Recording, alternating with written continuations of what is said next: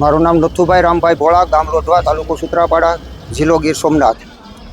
ભોળાભાઈ, અમે 8 દિવસની યાત્રા છે।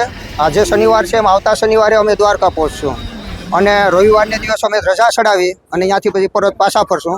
260 કિલોમીટરનો રન થાય અમારે યારે 300 થી 350 માણસો, કમસે કમ એટલા માણસોનો સંઘ અમારી હારે છે।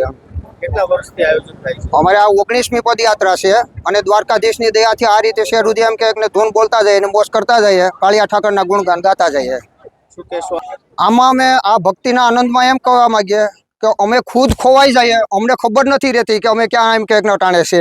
આ કાળિયા ઠાકરની કૃપાથી આ રંગમાં આ રીતના રંગાતા જઈએ અને શેઠ સુધી હાલ્યા જઈએ। અને દ્વારકાધીશની દયાથી 7-8 ટ્રેક્ટર અમારી હારે છે, પાણીનો ટાંકો છે, એક રિક્ષા છે અને ખાવા પીવાનું ભોજન બધું અમારી હારે છે। મારું નામ છે ગોવિંદભાઈ અર્જુનભાઈ ભોળા, ગામ લોઢવા, તાલુકો સૂત્રાપાડા, જિલ્લો ગીર સોમનાથ।